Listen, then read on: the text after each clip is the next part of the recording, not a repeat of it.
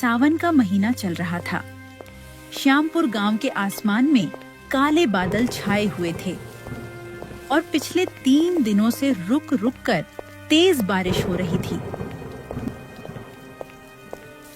गांव के आखिरी छोर पर बने एक छोटे से कच्चे घर में गोपाल अपनी पत्नी सरिता और बूढ़ी माँ के साथ रहता था।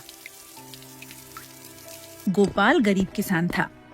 उसके पास जमीन तो कम थी, लेकिन मेहनत बहुत थी। इस साल उसने कर्ज लेकर अपने खेत में प्याज की खेती की थी।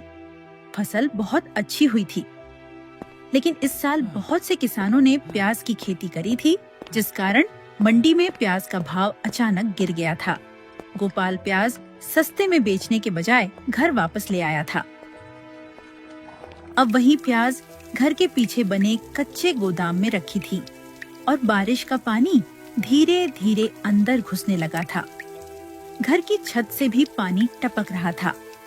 गोपाल और सरिता बर्तन रखकर पानी रोक रहे थे। अजी, जल्दी से ये बोरी हटाइए, नीचे से पानी अंदर आने लगा है। अगर प्याज में नमी बैठ गई तो 2-4 दिन में सड़ना शुरू हो जाएगी। कहाँ रखूं सरिता? घर की छत पहले ही टपक रही है और गोदाम की दीवारें सीलन से भीग चुकी हैं। खेत में फसल थी तो बारिश न आने की चिंता थी, अब घर में है तो इसी बारिश से बचाने की चिंता है। मंडी में भाव कम था, लेकिन बेच देते तो कम से कम यह बारिश का डर तो सिर पर नहीं रहता। कम भाव नहीं था सरिता, अपमान था। जिस कीमत पर लाला प्याज मांग रहा था, उसमें बीज, खाद और मजदूरी का आधा खर्च भी नहीं निकलता। महीनों खेत में पसीना बहाने के बाद अपनी मेहनत मुफ्त में कैसे दे देता। बहू, जो प्याज भीग गई है उसे अलग कर दे। और बेटा, घबराने से मुसीबत छोटी नहीं होती। पहले जो बच सकता है उसे बचा लो, रास्ता बाद में सोचेंगे। रास्ता कहाँ है अम्मा? मंडी में भाव नहीं, घर में जगह नहीं, बारिश रुकती नहीं। लगता है इस बार मेरी मेहनत मेरी आंखों के सामने खराब हो जाएगी। गोपाल की आवाज में थकान थी, लेकिन उसकी असली चोट बारिश से नहीं, मंडी में हुए अपमान से थी। एक दिन पहले ही गोपाल प्याज से भरी बैलगाड़ी लेकर मंडी पहुंचा था। वहां गांव का बड़ा व्यापारी और चौराहे के पुराने भोजनालय का मालिक लाला बंसीधर किसानों की फसल खरीद रहा था। उसने गोपाल की प्याज उठाई और लापरवाही से फेंकते हुए बोला, प्याज ठीक है, लेकिन बाजार भरा पड़ा है। ऊपर से बारिश का मौसम है। आज नहीं बेची तो कल नमी खा जाएगी। मैं 5 रुपए किलो दे सकता हूँ। 5 रुपए? लाला जी, प्याज को खेत से निकलवा कर मंडी तक लाने में ही इससे ज्यादा खर्च हो गया। फसल खराब नहीं है, फिर इतना कम भाव क्यों? मंडी तुम्हारी मेहनत देखकर नहीं चलती, मांग देखकर चलती है। देना है तो दो, नहीं तो पीछे 10 किसान और खड़े हैं। मांग कम है तो नुकसान सिर्फ किसान क्यों उठाए? जब बीज महंगा था, खाद महंगी थी, मजदूरी महंगी थी, तब किसी ने नहीं कहा कि किसान का खर्च कम कर दो। अब फसल तैयार हुई तो हमारी मेहनत अचानक इतनी सस्ती कैसे हो गई? बहुत भाषण मत दो। 5 रुपए में देना है तो दो, वरना वापस ले जाओ। बारिश में प्याज सड़ गई तो मेरे पास रोते हुए मत आना। प्याज का भाव आप तय कर सकते हैं लाला जी, लेकिन मेरी मेहनत की इज्जत नहीं। इस कीमत पर मैं नहीं बेचूंगा। गोपाल ने अपनी प्याज वापस बैलगाड़ी पर रखी और गांव की ओर चल पड़ा। चलो मेरे भाइयों, चलो। रास्ते में उसे गांव के किसान नंदू और भोला मिले। वे अपनी फसल घाटे में बेचकर घर लौट रहे थे। अरे भोला, देख, गोपाल भाई अपनी पूरी फसल वापस लेकर आ रहे हैं। लगता है मंडी में कोई ऐसा व्यापारी नहीं मिला जो प्याज को सोने के भाव खरीद सके। आज भरी गाड़ी देखकर गर्व कर लो गोपाल। 2 हफ्ते बाद यही प्याज बारिश में सड़ेगी, तब जानवर भी मुंह नहीं लगाएंगे। तुमने जो ठीक समझा वो किया, मैंने जो ठीक समझा वह किया। अपनी महीनों की मेहनत कौड़ियों में बेच देना मुझे समझदारी नहीं लगा। आगे क्या होगा ये समय बताएगा। नंदू और भोला हंसते हैं। गोपाल ने जवाब तो दे दिया, लेकिन उनके ताने उसके दिल में चुभ गए।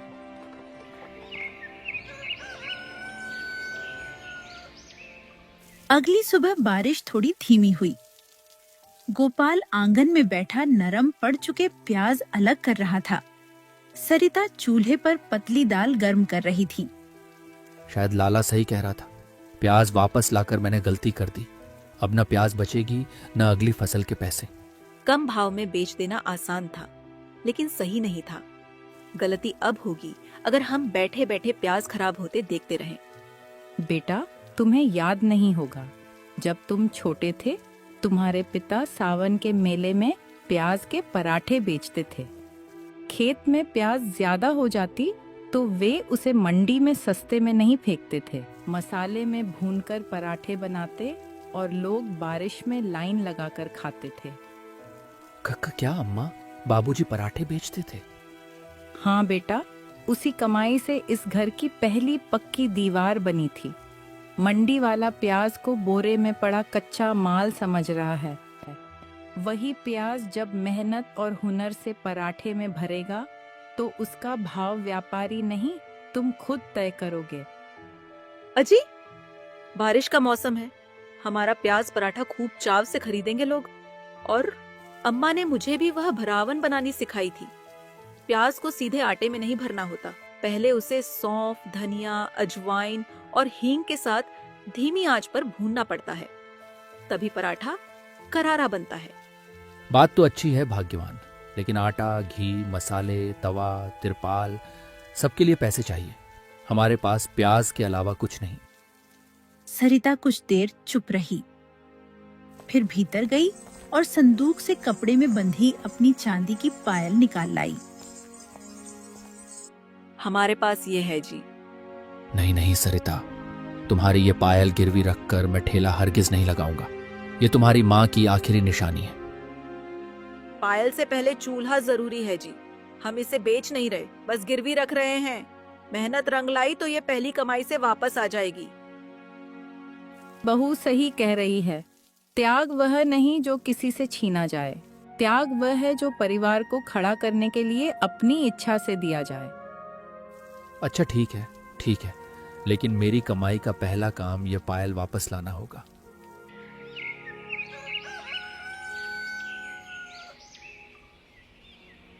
अगली सुबह गोपाल पायल लेकर गांव के सुनार हरिराम के पास पहुंचा।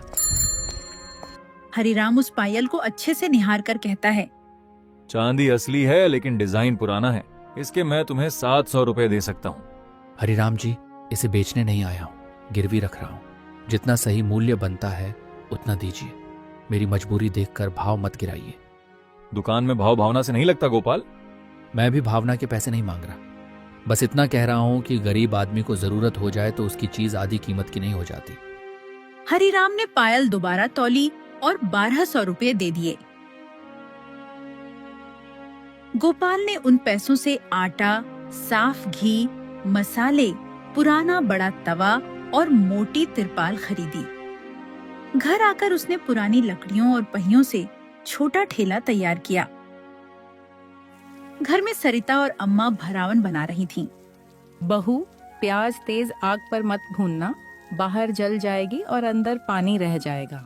जी अम्मा, मसाले भूनकर प्याज डालूंगी और अंत में थोड़ा बेसन, ताकि नमी सूख जाए।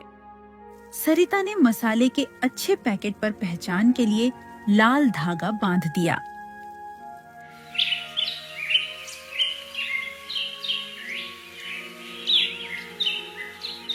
बारिश अगले दिन भी जारी थी। दोपहर में गोपाल ने बरगद के नीचे ठेला लगाया और ऊपर तिरपाल बांध दी। तवे पर घी गर्म होते ही पहला प्याज पराठा सिकने लगा। उसकी खुशबू बारिश की हवा में फैल गई।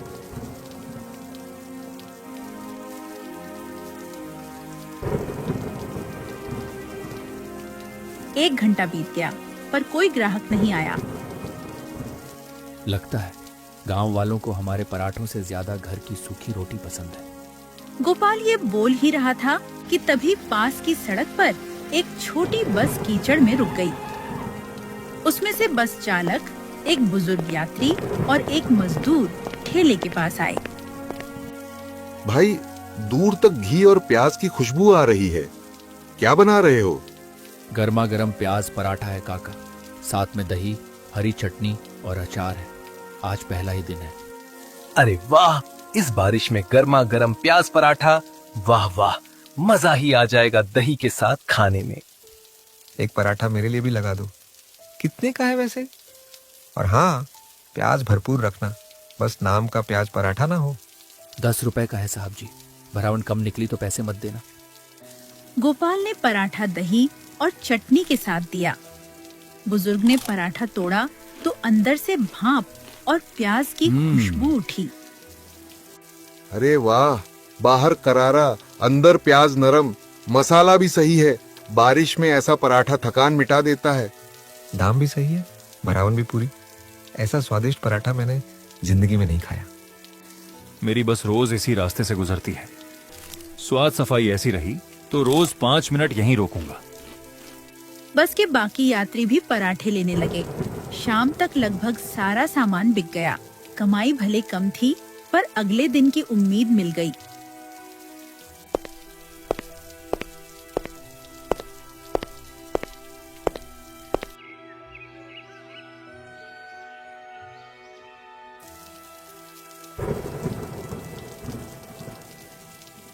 कुछ ही दिनों में गोपाल का ठेला चल पड़ा। बस रोज रुकने लगी और किसान मजदूर बारिश में गरम प्याज पराठा खाने आने लगे। एक दिन नंदू और भोला भी गोपाल के ठेले पर आए। गोपाल भाई, हमने तुम्हारा मजाक उड़ाया था, लेकिन मानना पड़ेगा, जिस प्याज को हम घाटे में बेच आए, तुमने उसी का रास्ता निकाल लिया। उस दिन मुझे भी नहीं पता था आगे क्या होगा भोला भाई। अम्मा के अनुभव और सरिता की हिम्मत ने रास्ता दिखाया। तो 2 पराठे हमें भी लगा दो। आज देख लेते हैं प्याज सच में सोना बनी है या नहीं। जहां गोपाल के ठेले पर ग्राहकों की भीड़ बढ़ने लगी, वहीं लाला के ढाबे पर लोग कम होने लगे, क्योंकि लाला महंगे दामों में घटिया सामान बेचता था। कल तक यह गोपाल भूखा मरने की हालत में था और आज मेरे ही ग्राहक छीन रहा है। इसे सबक सिखाना पड़ेगा। गोपाल की तरक्की देखकर लाला की जलन और बढ़ गई।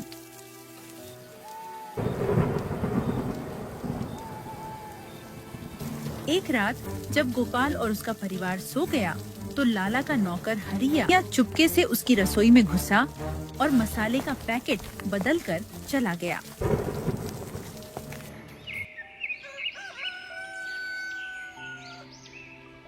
हर रोज की तरह गोपाल ने अगले दिन भी ठेला लगाया। आसमान में बादल छाए थे और बारिश लगातार बरस रही थी। गोपाल ने जैसे ही ग्राहक को पराठा परोसा, तभी गोपाल भाई, आज पराठे में पहले जैसा स्वाद नहीं है, मसाले में कड़वापन लग रहा है। क्या सच में स्वाद खराब लग रहा है भाई? हाँ गोपाल भाई, प्याज तो ठीक है, लेकिन मसाले में कुछ गड़बड़ है। पहले जैसा स्वाद नहीं आ रहा। ग्राहक की बात सुनकर गोपाल ने तुरंत दूसरा पराठा खुद चखा। स्वाद सच में पहले जैसा नहीं था। गोपाल ने उसी समय तवा बंद कर दिया और ग्राहकों के पैसे वापस कर दिए। दूर खड़ा हरिया यह सब देख रहा था। गोपाल की ईमानदारी देखकर उसे अपनी गलती पर पछतावा होने लगा। गोपाल ने उसी समय अपना ठेला समेटा और घर के लिए चल दिया।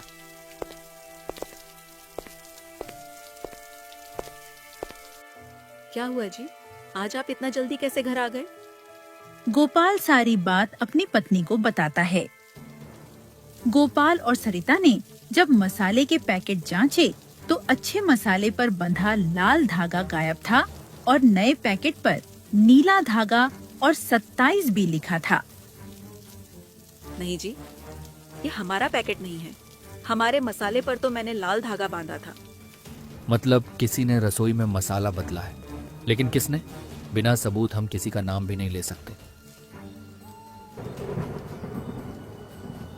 उस रात गोपाल को एक पल भी नींद नहीं आई। उसके मन में बस एक ही सवाल घूम रहा था, आखिर मसाले का पैकेट बदला तो बदला किसने?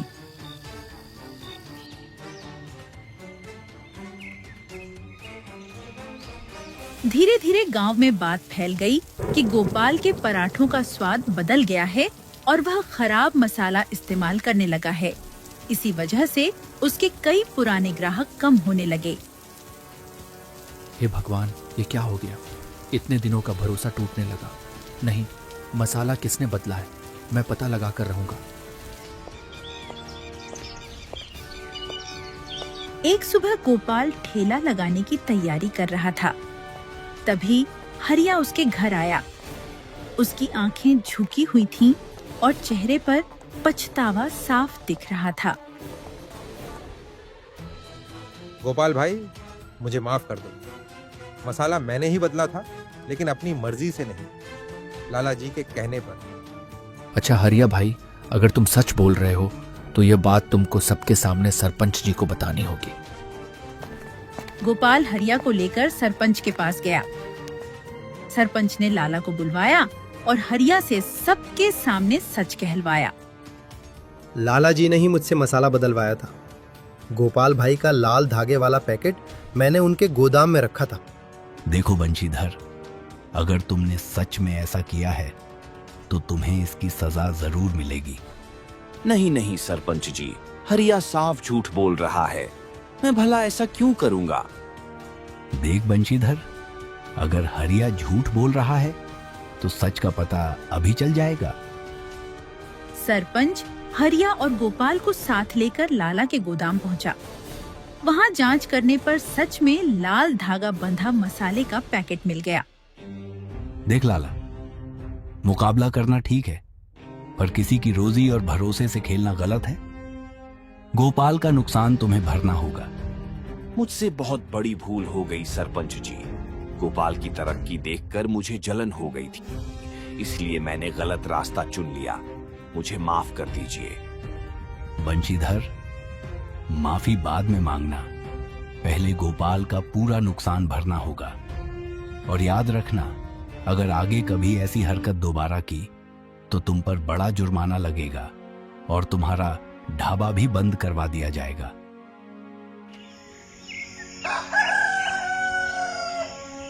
अगले दिन सरपंच ने गांव वालों के सामने पूरी बात साफ कर दी। सबको पता चल गया कि गोपाल ने जानबूझकर मसाला खराब नहीं किया था, बल्कि उसके साथ धोखा हुआ था। गोपाल साफ सफाई और सावधानी से रोज बरगद के नीचे ठेला लगाने लगा। धीरे धीरे पुराने ग्राहक फिर लौटने लगे। माफ कर देना गोपाल भाई, हमने बेवजह तुम पर शक कर लिया। नहीं भाई, शक करना गलत नहीं था। खाना भरोसे की चीज है। अब पहले से भी ज्यादा सावधानी रखूंगा।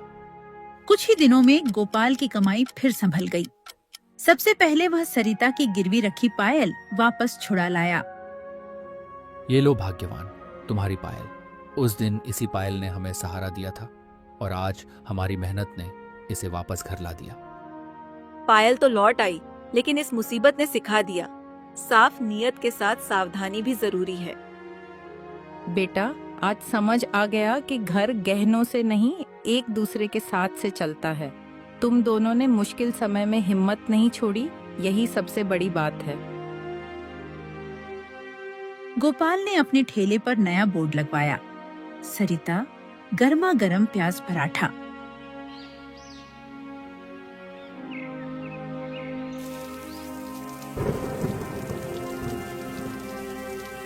तवे पर एक बार फिर गर्मा गर्म प्याज पराठा सिकने लगा।